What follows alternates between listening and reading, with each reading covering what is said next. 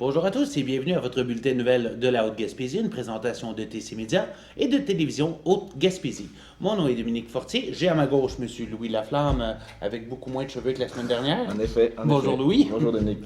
J'ai également Frédéric Deroy qui est toujours avec nous. Bonjour Frédéric. Bonjour Dominique, bonjour Louis. Alors Louis fait la moyenne entre nous deux, Dominique, maintenant. Et voilà, exactement.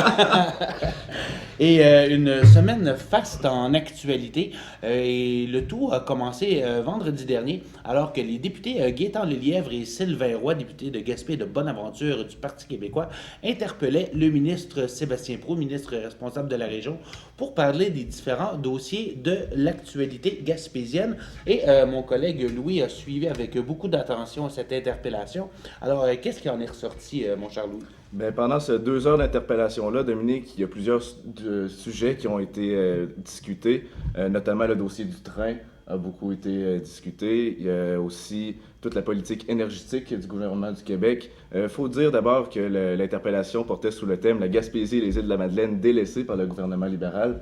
Donc, on pouvait s'attendre à beaucoup de chiolage et des députés de l'opposition envers Sébastien Proulx. Qui ont bien assumé leur rôle, en effet. Et justement, si on prenait député par député, Gaétan Lelièvre avait quelques mots de choix pour le gouvernement. Si tu nous faisais la lecture de quelques extraits saillants de ce qui a été dit. Oui, en effet, il y a plusieurs citations qui sont ressorties de cette interpellation-là. Tout d'abord, Gaétan Lelièvre disait que oui, la Gaspésie est une région éloignée, mais de plus en plus, elle se sent comme une région isolée par le gouvernement. Aussi, on a parlé beaucoup du dossier des aéroports dans la région qui ne peuvent plus accueillir les avions d'urgence du gouvernement.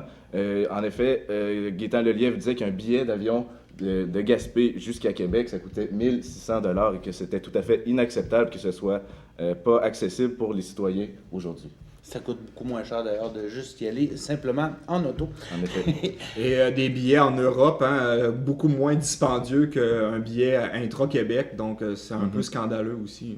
Et Louis, qu'est-ce que le ministre Sébastien Proulx avait à répondre à toutes ces doléances de la part des députés du Parti québécois? Eh bien, sans faire d'annonce précise, Sébastien Proulx est allé de plusieurs citations, comme il disait qu'il entendait les demandes des députés, mais que tout était à son ordre du jour, qu'il allait éventuellement en discuter, notamment sur le dossier du transport. Il y a un sommet qui va être organisé en janvier 2018. Donc, tous les dossiers qui avaient rapport au transport vont être rediscutés l'année prochaine. Et il y avait aussi au niveau d'Exploramer qui est revenu encore une fois sur le tapis. On sait que l'organisme tente d'avoir des subventions année après année. Beaucoup de difficultés à boucler son budget. Je pense que Sébastien Proulx avait une citation de choix à cet effet-là. Il a été clair, il a été catégorique à ce sujet. Il a dit que si Exploramer était encore ouvert aujourd'hui, c'est parce que le gouvernement du Québec a fait des pieds et des mains pour que ça soit ainsi. Un commentaire? Ah oui, je me souviens des grands efforts de M. Damour, justement, du gouvernement libéral à tenir Exploramer ouvert. Alors voilà, décodez ce que vous voulez de ma France. Et avant de terminer, mon cher Louis, il y avait également le député Sylvain Roy de Bonaventure qui a fait un petit clin d'œil au ministre des Finances. Oui, il a fait un clin d'œil au ministre des Finances. Il a d'ailleurs dit que, parce que le ministre Carlos Letao, le ministre des Finances du Québec, a dit que le train à Gaspé, le réseau ferroviaire à Gaspé n'était pas nécessaire. Et il a tout de suite rétorqué en lui disant que si le ministre des Finances pensait ainsi, il croyait que c'était lui qu'il n'était pas nécessaire. Alors, encore une fois, c'est une très bonne réponse. À l'image de ce qu'on est habitué de voir à l'Assemblée nationale, mais en version allongée, version 2 heures. Alors, c'était cette interpellation-là. Il y avait également Sylvie Damour de la Coalition Avenir Québec qui était présente pour cette interpellation. Si on revient à un niveau plus local, la nouvelle est tombée la semaine dernière à l'effet que la chloration de l'eau semble inévitable à Sainte-Anne-des-Monts.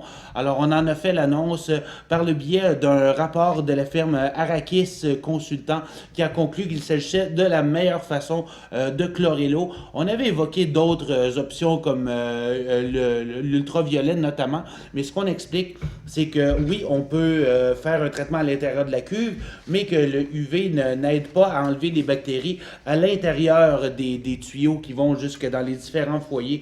Donc, c'est un moindre mal, mais on explique en même temps qu'au niveau de Santé Canada, c'est la solution qui est privilégiée. Alors, on n'a pas trop le choix. C'est ce que la Ville nous répète. Simon Deschênes, le maire de Sainte-Anne-des-Monts, qui nous dit qu'il ne fait pas ça de gaieté de cœur, mais au final, c'est la solution la moins pire. Alors, Oui, ben c'est sûr que moi, travaillant pour la ville, je peux pas vraiment prendre position pour ou contre, mais on voit sur Facebook qu'il y a un groupe qui s'est organisé contre la chloration. C'est sûr que beaucoup de citoyens étaient fiers d'avoir une eau qui provenait des sources et qui était non traitée. Tu as fait un article aussi d'ailleurs par rapport aux organismes ou aux industries qui vont devoir s'adapter à Ouais. cause du chlore dans l'eau. Comme la microbrasserie Le Malbar, Exploramer, Exploramer. Ouais. Donc, pour certains, c'est une grande déception. D'autres seront juste contents qu'il n'y ait plus d'avis d'ébullition. Effectivement. Mais j'ai l'impression qu'on va en entendre parler encore quelques temps. Ben, ce qu'on retient de ce dossier-là, c'est que les gens sont très peu informés sur les véritables effets du chlore. On entend le mot chlore et tout de suite, il y a une sonnette d'alarme qui arrive dans nos têtes. Donc, ce serait vraiment de faire de l'éducation autour de ça. Mais, comme on vous dit, c'est recommandé par Santé Canada et l'Organisme mondial de la santé. Donc, Et pour c'est ceux un qui, moindre mal. Ouais, puis pour ceux qui voudraient à la maison ne pas en boire de chlore, justement, on peut faire installer un filtre au charbon, je crois, sur notre système domestique pour filtrer le chlore. Donc, en mettant un petit peu de sous là, sur notre système à l'interne, on peut enlever le chlore aussi. Donc, il y a des façons de l'éliminer par soi-même.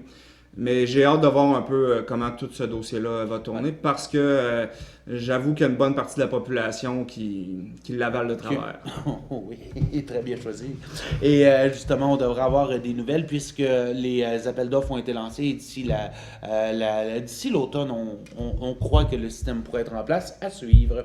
Dans un autre ordre d'idées, Gaétan Rioux-Sasseville, reconnu pour son engagement au sein de l'organisme Partageance notamment, qui est également répondante et responsable pour la Croix-Rouge en Haute-Gaspésie, travaillé au sein d'Emma Québec, a aidé à implanter le centre d'action bénévole à Sainte-Anne-des-Monts. Alors, elle a reçu l'ordre de la Gaspésie lors d'une cérémonie qui s'est tenue mercredi soir à Gaspé. Alors, Gaétan Rioux-Sasseville, qui a été présenté, on le voit ici sur la photo, par Aline Cormier, le préfet, qui a parlé d'une femme exceptionnelle, qui donnait beaucoup de son temps sans regarder. Alors, c'est un bel honneur pour la Haute-Gaspésie. On voit également le vice-président du conseil d'administration du musée de la Gaspésie, M. Yvan Landry, également de Capcha. Alors, chapeau à Mme Gaétan Rioux-Sasseville pour cet ordre de la Gaspésie. Elle succède aussi à M. J. Augustin Saint-Laurent de Capcha, qui avait remporté le même honneur l'année dernière. Oui. Oui. Bien joué, Dominique. Si on se déplace un petit peu plus dans l'est de la MRC, certaines personnes ont peut-être suivi le dossier de Patrick Rafferty et sa famille. Il s'agit de ce citoyen de Mont-Louis qui était aux prises avec un désagréable problème sur son terrain suite au passage de la tempête Arthur. Il y avait une montagne qui était située l'autre côté de la rue et les dommages causés par Arthur ont fait qu'il y a eu des écoulements de boue et de débris et d'eau qui arrivaient sur son terrain puisque le ruisseau qui est à proximité de la maison débordait constamment. Faute d'espace et on voit ici la boue à l'écran, c'est ce qui se retrouvait à l'intérieur du ruisseau qui débordait et ça se retrouvait sur le terrain. On voit ici très bien que la rigole est complètement pleine, c'est sur le point de déborder, donc à chaque pluie torrentielle, à chaque fonte des neiges, on se retrouvait avec la même problématique et on voit ici à gauche Penny, le petit chien qui s'amusait dans un beau havre de verdure et regardez l'année d'après, après le passage d'Arthur, je pense que les images parlent par elles-mêmes. Alors, après 3 ans à se battre contre l'administration municipale, la MRC, la sécurité publique, le ministère de l'Environnement, après avoir frappé à toutes les portes pour tenter d'avoir de l'aide, Patrick Rafferty en était pratiquement rendu à un point de non-retour où il était résigné à abandonner la maison et tout simplement quitter parce que on s'entend que personne n'aurait voulu acheter une maison avec de telles problématiques sur le terrain. Mais aux surprises, il reçoit un appel il y a 2 semaines de la sécurité publique pour lui dire que finalement, il a été déclaré zone sinistrée et il aura droit à une compensation pour le rachat de sa maison par la sécurité publique. Ainsi, il pourra déménager à ses frais. Mais c'est quand même un cauchemar qui se met derrière lui après 3 années à stresser, à savoir quand est-ce que la maison va être emportée par le courant. Donc, La preuve qu'il faut être tenace Oui. dans ce genre de dossier-là. Donc, mais 3 ans, c'est quand même assez long. C'est très long. Surtout, à chaque année, on voit l'eau et les débris se rapprocher de plus en plus de la maison sans savoir à quel moment ça va tout simplement rentrer dans le sous-sol et faire des dégâts irréparables. Alors, dans une autre ordre d'idée, mais on reste un peu dans le sujet. On parle de l'érosion des berges, mon cher Louis. Oui. Tu as parlé avec le préfet de la Haute-Gaspésie, M. Alain Cormier, cette semaine, et il était intéressé à avoir des experts pour l'accompagner dans les discussions avec le ministère des Transports. Si tu nous en parlais un peu plus longuement. Oui, bien justement, dans cette rencontre avec Alain Cormier, il citait en exemple l'enrochement à Mont-Louis, le ministère des Transports du Québec qui est allé faire des travaux sans nécessairement demander l'avis de la population. Eh bien, il aimerait ça avoir la présence de l'UQAR à titre consultatif lors de plusieurs rencontres avec les maires et les élus, parce que lui, il l'admet lui-même, ils ne sont pas des spécialistes, ils sont dépourvus sur le sujet. Donc, il veut savoir si, par exemple, les interventions du MTQ sont justifiées et justifiables. D'accord. Et justement, l'UQAR pourrait par la suite siéger sur différents comités et on sait qu'il s'occupe justement actuellement d'une vaste recherche autour de la péninsule gaspésienne pour étudier les routes, je crois. Oui, en effet, c'est une étude qui est conjointement menée avec le gouvernement du Québec, qui est subventionnée par le gouvernement à une hauteur de 3,5 millions de dollars. C'est une étude sur l'érosion des berges, justement, qui va s'échelonner sur 3 ans. Et dans leur mandat, justement, l'UQAR doivent rencontrer plusieurs municipalités et celle de la Haute-Gaspésie, la 11e qu'ils vont rencontrer. Et en terminant, Louis, on a quand même des perspectives assez affolantes lorsqu'on se projette dans l'avenir, dans 30-40 ans. Qu'est-ce que l'UQAR prévoit pour la péninsule? C'est vrai, c'est des prédictions qui sont assez accablantes. Les statistiques de l'UQAR nous disent que si d'ici 2065, il n'y a aucune mesure d'élaborée, de mise en place pour les installations de la MRC, eh bien, ce serait plus de 121 bâtiments et 70 km de route en Haute-Gaspésie qui seraient en danger à cause de l'érosion des berges. Et lorsqu'on parle de 70 km de route, on s'entend que c'est une bonne partie de la route 132, donc on ne veut pas voir ce scénario-là. En effet. Le préfet disait aussi que la fréquence des tempêtes n'augmentera pas, mais leurs impacts, eux, vont augmenter. Oui, ben on sait avec justement, on regarde l'état du fleuve qui gèle de moins en moins d'année après année. Alors, je pense que Frédéric, c'est important d'avoir des gens, des experts qui s'occupent de ce dossier-là pour pas avoir de mauvaises surprises dans l'avenir et surtout arrêter de pelleter le problème par en avant. Bon, on n'a plus le choix et le gouvernement fédéral et provincial devront investir mais massivement pour garder la région oui, c'est ça. Et puis, on pense aussi à l'industrie du tourisme qui est très importante pour la Gaspésie. Sans route, ça va devenir difficile, donc, et pour les habitants, bien sûr. Mais moi, en 2065, je serai mort, donc ça ne sera plus mon problème. Tu es très pessimiste, mon cher Frédéric. Justement, à ce dossier, pour conclure ce dossier-là, Alain Cormier est allé d'une métaphore assez comique, justement.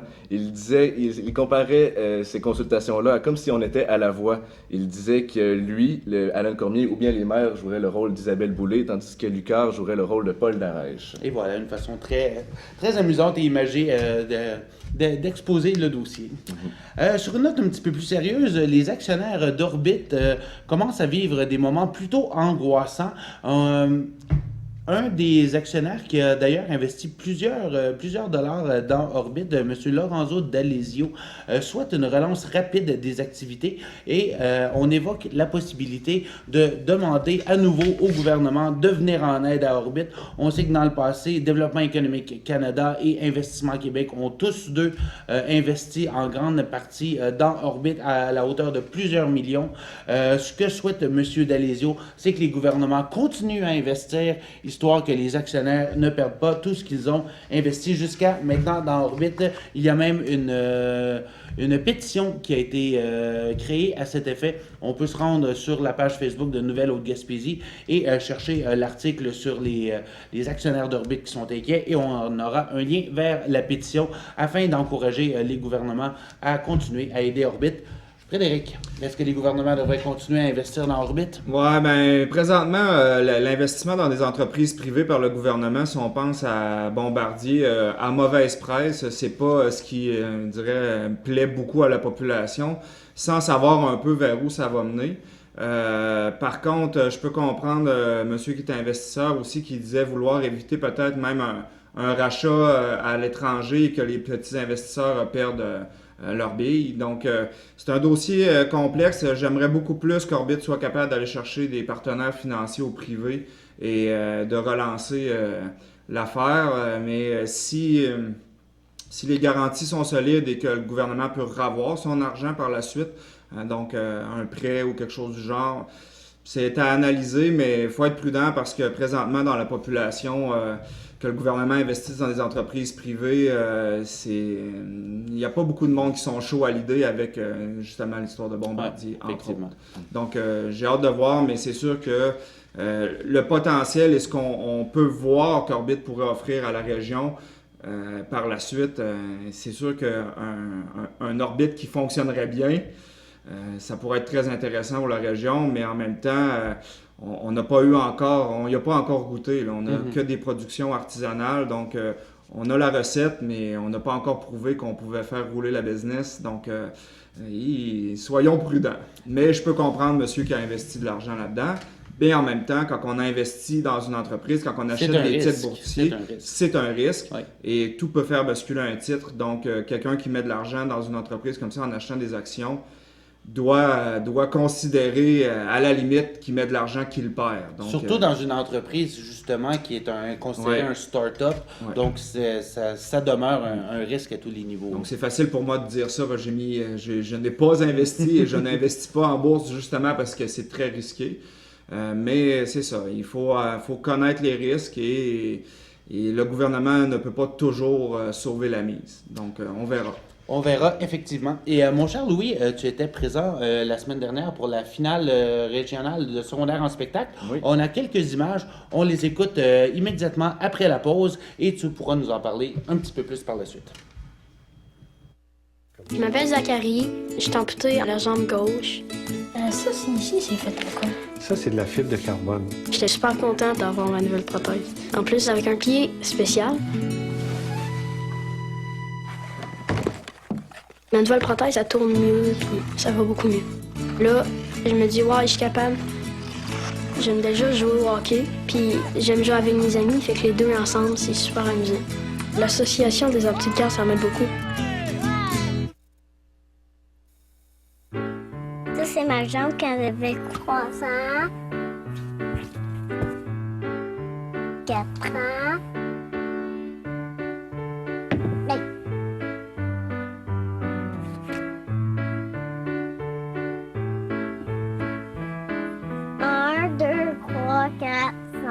J'ai 5 ans et 5 jambes. C'est ma jambe de ski. De 100 piastres, que c'est qu'un gars au plus tôt.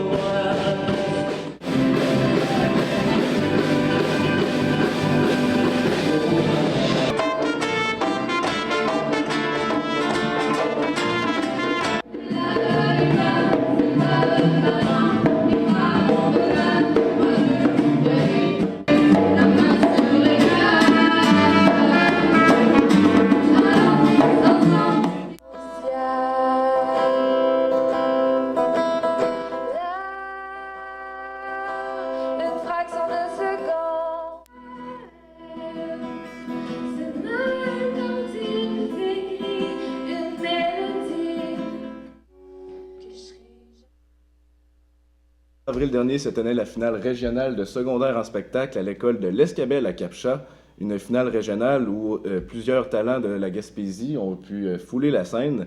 Il y a eu au total 11 prestations sans accrochage. Le niveau de talent était vraiment impressionnant, pour être franc. Ce sont plus de 300 spectateurs qui étaient présents dans le gymnase de l'Escabelle. Une finale régionale qui a permis à 5 gagnants d'avoir leur laissez-passer pour le rendez-vous pan-canadien de secondaire en spectacle qui se déroulera à Sorel au début juin. Notamment, parmi ces gagnants, on retrouve Justine Fournier de Sainte-Anne-des-Monts, en compagnie de ces musiciens qui ont gagné le prix de la meilleure création avec leur pièce originale Terminus. Ils étaient de Saint-Anne-des-Monts et il y avait également des représentants de Captcha qui ne se rendent pas au pan québécois, mais qui ont quand même offert de belles performances. Oui, en effet, on a vu des images de la chanteuse Gabrielle Saint-Pierre qui a interprété une chanson des Sœurs Boulay, si je ne m'abuse. Aussi, plusieurs talents qui ont été remarqués, notamment la petite humoriste, la jeune humoriste de Grande-Vallée, Sarah Maud Richard, qui sera aussi du rendez-vous pan-québécois, à Sorel cet été, avec le numéro Petite malgré moi, qui a eu un franc succès, que la foule a grandement apprécié. On retrouve aussi le groupe Corsaire de l'école Antoine Roy de Rivière-au-Renard, qui ont interprété une chanson des Cowboys fringants, la chanson Marine marchande, qui ont débuté le spectacle en feu. Ils auront droit aussi à leur laisser-passer pour le rendez-vous pan-québécois. Et c'était quand même 3 heures de spectacle. Il y avait beaucoup de prestations, une salle bien montée, comme tu nous l'as dit. Et il y avait aussi Guillaume Arsenault qui était présent, auteur, compositeur, interprète de la région. Exactement. Le chanteur de Bonaventure qui était parrain d'honneur, qui a conclu le spectacle de toute beauté avec quelques chansons de son répertoire. D'accord. Alors, merci beaucoup d'avoir été là pour nous, mon cher Louis. Et on poursuit cette fois-ci un petit peu dans le domaine de la musique. L'école Miransol qui a droit à un soutien financier, de même qu'un autre organisme de la Haute-Gaspésie. Oui, on a appris cette semaine que le ministre Sébastien Proulx allait investir de l'argent dans des organismes de la région. Parmi ces organismes-là, il y a l'école de musique de Saint-Anne-des-Monts, Miransol, qui s'est vu attribuer un montant de 158 570 $. Mais, pour faire une histoire courte, ce ne sont pas un chèque de 150 000 que Miransol va encaisser directement. C'est par l'entremise du programme Mécénat Placement Culture qui va déposer ce montant-là dans un fonds qui s'appelle un fonds communautaire qui s'appelle Gaspésie-les-Îles et qui chapeautre, lui, un autre fonds nommé le fonds Robert Rioux, qui, lui, est à l'intention de l'école Miransol. Les revenus que Miransol va toucher avec cet argent-là, c'est les revenus qui vont être générés par les intérêts produits par ce fonds-là. Donc, selon le vice-président du conseil d'administration de Miransol, Richard Gervais, ce serait un revenu net d'environ 14 000 à 16 000 $ pour la prochaine année pour Miransol. Alors, c'est quelque chose que tu dois pouvoir apprécier, Frédéric, un communiqué de presse du gouvernement qui annonce un investissement de 158 000 $, mais qu'au final, lorsqu'on comprend exactement de quoi il s'agit, c'est 14 000 $ environ. Oui, on peut faire dire ce qu'on veut aux chiffres, hein. Ça c'est une bonne vieille tactique, mais quand même on est content quand même pour Miransol et je suis content pour la musique, mais moi ce que je suis content beaucoup, c'est pour les bouts de papier. Oui. Parce que de combattre l'analphabétisme et d'aider les adultes là, à améliorer leur français, moi c'est quelque chose qui me tient à cœur là, pour la région. Donc ça aussi, très belle nouvelle. Peu importe les chiffres, un coup de main, c'est un coup de main. Donc...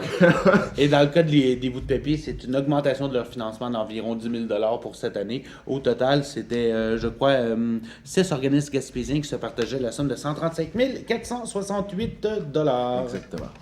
On poursuit cette fois-ci avec le Conseil des maires du début de semaine qui, et oui, on a encore parlé du fameux litige entre le groupement forestier Chic-Choc ainsi que la MRC de la Haute-Gaspésie, mais cette fois-ci, on aurait peut-être droit à une conclusion de cette saga alors que la MRC s'est entendue pour verser un contrat d'une valeur de 80 000 $ au groupement forestier Chic-Choc et en échange, le groupement abandonne ses menaces de poursuite et laisse tomber également sa mise en demeure. On se rappellera que cette menace de poursuite était par rapport à la façon dont avaient été octroyés les contrats, justement, en début d'année. Alors, ça fait maintenant une année que ça dure. On espère que ça soit à la fin, mais oh non, surprise, lors du moment où on a passé cette résolution, Mme Linda Laflamme de Mont-Saint-Pierre a demandé le vote et M. Régent Normand de Rivière-à-Claude ainsi que Jules Landry de Captcha se sont inscrits contre cette entente qui avait été signée avec Michel Marin et le groupement forestier Chic-Choc. Donc, il y a quand même dissension autour du conseil. Donc, mais une majorité des maires ont quand même voté pour. Donc, Ça a été accepté ou on devait avoir l'unanimité? Non, c'était accepté, mais on sent quand même qu'il y À a des contre-cœur un divisions, peu pour à certaines contre-cœur. municipalités. Il y avait certains visages bas qui sont sortis de cette rencontre. Mais en même temps, pour les futurs contrats de l'eau intramunicipaux, on va avoir un comité de sélection qui est peut-être un peu plus neutre Exactement. vis-à-vis les municipalités. Donc, je pense que c'est une bonne chose pour tasser un peu l'émotivité ou des fois un peu, malheureusement, les guerres de clocher. Donc, on va reculer un peu les contrats et ça va être peut-être, en tout cas, Ça j'ai va hâte être un de voir. comité indépendant. Ça devrait être plus, Oui. c'est ça, indépendant et peut-être éviter des prochaines chicanes. Moi, je suis vraiment content pour la région, même si on voit que ça fait pas l'unanimité. Étant dans un petit milieu, des conflits comme ça entre organismes et élus, ça bloque l'élan pour ce dossier-là, mais ça peut installer aussi un mauvais climat pour d'autres choses. Ben, Donc, il était temps qu'il y ait règlement à c'est ça. ce conflit-là. Ça fait une année que ça dure. Donc, c'est une bonne nouvelle Ouais. que le conflit soit enterré. Peut-être que certaines personnes ne sont pas d'accord de la façon dont a été négociée l'entente, mais au final, c'est ce qui a été En même décidé. temps, ouais, c'est ça. On Puis passe à autre chose. c'est la démocratie aussi. Je veux dire, le gouvernement en place n'a pas eu 100% des électeurs. Tu sais, je veux dire, il y aura toujours des insatisfaits, mais là, au moins, on a réussi à trouver une certaine entente. Oui, du moins pour l'instant. Pour l'instant. Soyons positifs. Tout à fait. Le Musée marin Exploramer a reçu on sait que le Musée marin Exploramer reçoit régulièrement des petites sommes d'argent. Donc, on rajoute ici une autre miette de pain. Voici un autre 10 000 $ qui a été allongé par le ministre Sébastien Pau. On sait que l'organisme a besoin au-delà de 200 000 $ par année pour assurer ses activités. Ce que Sandra Gauthier me disait, c'est que ce montant-là permet de pouvoir poursuivre les activités encore quelques semaines. Ce qu'on souhaite, c'est pouvoir se rendre jusqu'au mois de juillet, là où l'organisme devient autonome avec les revenus d'entrée des touristes. Mais d'ici là, c'est quand même un pas de plus dans la bonne direction. Et on peut vous annoncer en exclusivité que dans 2 semaines, le Musée Exploramer présentera enfin son plan de pérennisation. Nous avons été invités, donc nous pourrons vous rapporter qu'est-ce qu'il en est. Mais c'est une bonne nouvelle à l'effet que Exploramer a enfin déposé son plan de pérennisation autant au gouvernement fédéral qu'au gouvernement provincial. Il le présentera maintenant devant les membres des médias et Sandra Gauthier demeure prudemment optimiste que quelque chose débloquera de positif, des réponses positives de la part d'un ou l'autre des paliers de gouvernement. Eh oui, un attrait majeur pour le tourisme, mais aussi pour les écoles de la région. Donc, j'ose espérer qu'on va pouvoir aller de l'avant et à chaque année, c'est toujours un casse-tête. Donc, beaucoup je dirais presque de perte d'énergie à chaque année, de courir après du financement, de l'énergie qu'on pourrait mettre ailleurs en développant le musée, les expositions, etc. Donc, mon Dieu, depuis que je suis déménagé en Haute-Gaspésie en 2006, c'est toujours dans l'actualité. Donc, peut-être cette année sera la bonne. Peut-être, nous verrons. Soyons positifs. Soyons positifs. Mais justement, des bonnes nouvelles, il en pleut un petit peu partout sur la Haute-Gaspésie, dont à Marsoui, mon cher Louis. Oui, à Marsoui. On s'est rendu en début de semaine à voir la classe de Mme Peggy Saint-Laurent qu'on voit ici. Elle enseigne à l'école Notre-Dame-des-Neiges. Et Louis, on a remarqué une façon très intéressante de travailler. Si tu nous résumais très rapidement, on m'annonce que le temps file. Comme on peut voir sur l'écran, il n'y a aucun bureau, aucune chaise traditionnelle dans la classe de Peggy Saint-Laurent. C'est une tactique, une nouvelle approche qui s'appelle le flexible sitting. C'est une stratégie, c'est une approche d'enseignement qui découle de recherches en Caroline du Nord et que Peggy Saint-Laurent applique dans sa classe. Comme on le voit à l'écran, les élèves utilisent des caisses de lait pour ranger leur matériel scolaire et ils l'utilisent aussi comme siège. Donc, le principe du flexible sitting, c'est de permettre aux élèves de pouvoir s'asseoir n'importe où ils le désirent dans la classe. On peut le voir comme on le voit à l'écran, ils peuvent s'asseoir sur des divans pour faire leurs travaux scolaires. C'est une approche qui a de nombreux impacts sur les élèves. Ça diminue notamment les troubles de comportement, d'hyperactivité et d'inattention. Donc, c'est une tactique qui est mise en pratique par Peggy Saint-Laurent et qui porte ses fruits sur ses élèves. Ça l'aide à la concentration et ça l'aide aux jeunes élèves à se concentrer et à faire plus de travail. Donc, tout le monde est content. Et on termine sur une petite nouvelle. 15 élèves de l'école Gabriel-Lecourtois se préparent à aller en mission humanitaire au Pérou où ils aideront des petits orphelins. Ils participent participeront notamment à cultiver le jardin, animer des ateliers et le tout se terminera au Machu Picchu avec une belle visite après une marche de 4 jours. Alors, ça risque d'être une aventure très intéressante pour les élèves de Gabriel Lecourtois. Sur ce, c'est déjà la fin pour nous. Mon nom est Dominique Fortier pour Louis Laflamme et Frédéric Doroy et on vous dit à la semaine prochaine.